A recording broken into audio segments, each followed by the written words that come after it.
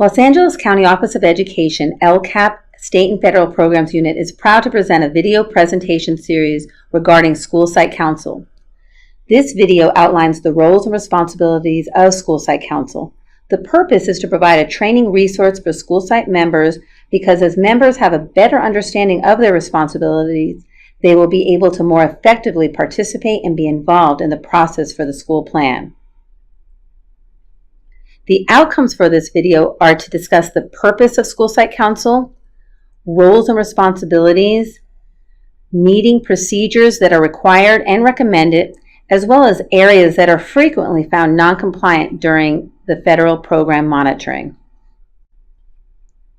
For your reference, California Education Code 64001 establishes the requirement of an SSC for schools receiving funds through the consolidated application. So what exactly is the purpose of School Site Council? All schools receiving funds through the consolidated application, often called the CON-AP, must develop a single plan for student achievement. The School Site Council is a group of elected people representing different stakeholder groups responsible for developing, monitoring, and evaluating the effectiveness of this plan. The elected people represent teachers, parents, and other school personnel, and at the secondary level, students as well. The principal is a non-elected permanent member of the School Site Council.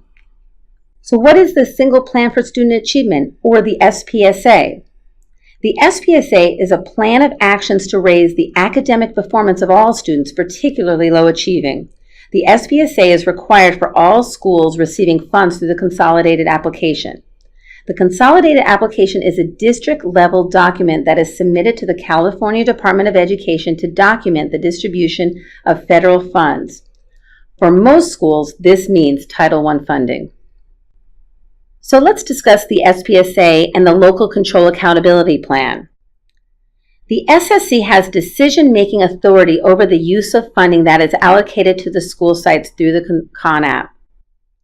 Local Control Funding Formula, LCFF, or Supplemental and Concentration Grant Funds are not distributed through the consolidated application process. SSC members may have advisory input related to the development of the LCAP and the use of LCFF funding. LCAP strategies should be consistent with those in the SPSA, and most districts are beginning the process for developing alignment between the SPSA and the LCAP. The primary role of the Council is to develop the SPSA, including the proposed expenditures, monitor and evaluate effectiveness of the SPSA, obtain input from advisory committees, recommend the plan to the local governing board. In addition, the School Site Council is responsible for the overall development of a comprehensive school safety plan, unless it has been delegated to another school planning committee that meets the composition requirements. Developing the plan. By getting input from advisory groups and expertise from school leadership team, SSC members develop the SPSA. They need to analyze student achievement data, measure the effectiveness of current instructional strategies, identify goals and key improvements, and define timelines for post-funding expenditures and personnel responsible. Implementing the plan is just that. The plan needs to be implemented. The principal, with support of the school staff, oversee the implementation, and the School Site Council monitors the implementation for effectiveness. And evaluating the plan is a key SSC responsibility. The team should ask key questions to evaluate effectiveness. Was the plan implemented as written? Were activities implemented in a timely manner? Which actions and strategies make a difference in meeting goals? To be able to evaluate, the plan should include measurable outcomes that can be quantified, and then the evaluation results can be used in making decisions for the subsequent year's plan. The following infographic illustrates the cycle of continuous improvement for student achievement. Analyze student achievement data and identify current underlying causes for student underachievement. Develop a plan. Developing the SPSA includes defining the timelines and personnel responsible, as well as proposed expenditures. And once the plan is approved by your local governing board, implement the strategies and activities outlined in the plan. Monitoring is made easier if the plan specifies measurable student outcomes, and evaluate the effectiveness of the planned activities and begin the cycle again.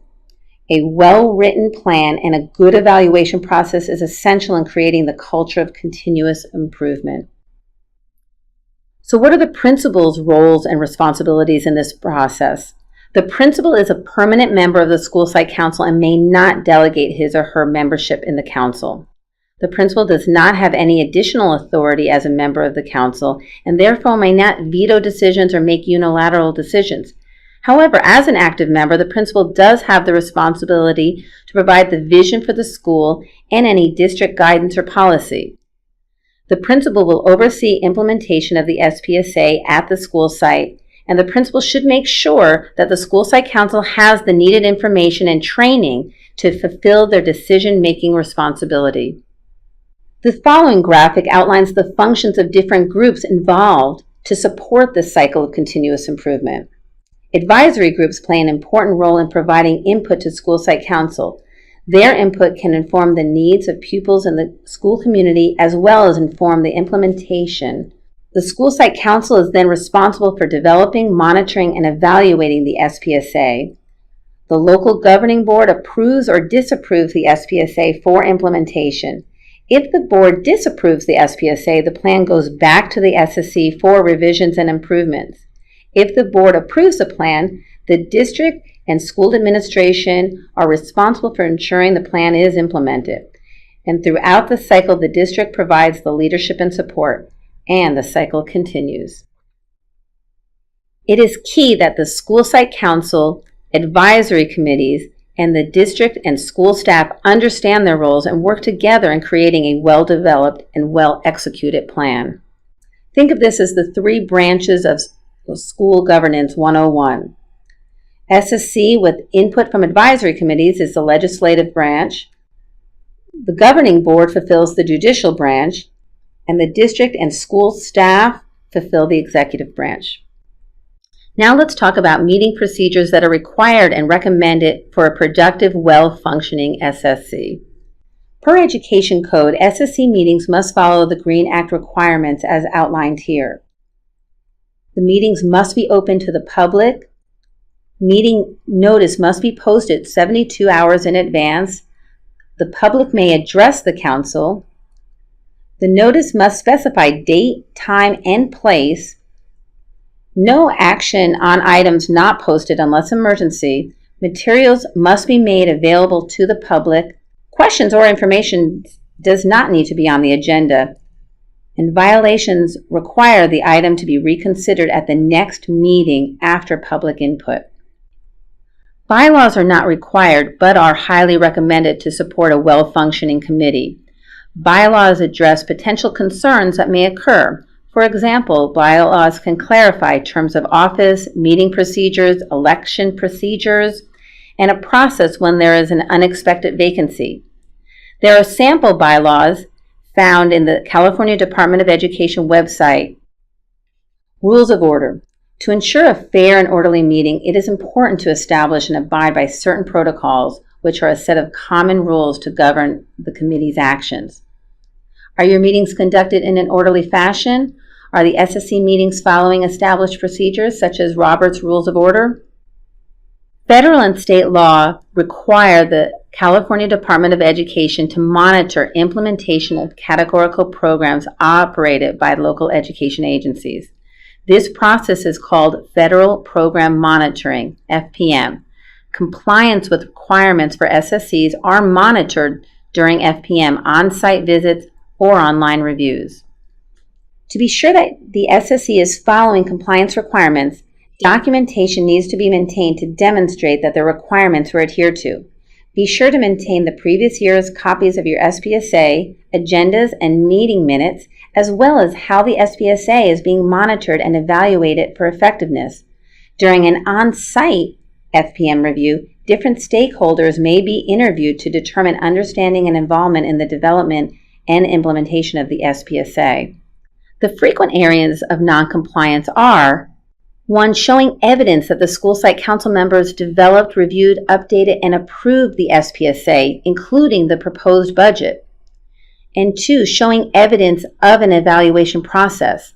The evaluation plan must indicate how the SSC will use results to improve and modify program services, meaning Annually, is the SSC evaluating the effectiveness of strategies and purchases? Helpful resources are available on the CDE website. Part 1 is the SPSA Guide for School Site Councils to assist with the understanding of legal requirements. Part 2 provides a sample SPSA template as well as ideas and guidelines for completing the SPSA annual evaluation. Using the state template is voluntary. Part 3 is a resource index which provides legal specifics for the SPSA, sample data collection forms, SSC composition requirements, sample bylaws, along with additional information. LCAP State and Federal Programs Unit is happy to assist if you have any questions with roles and responsibilities for school site councils. We appreciate your time and attention. Thank you.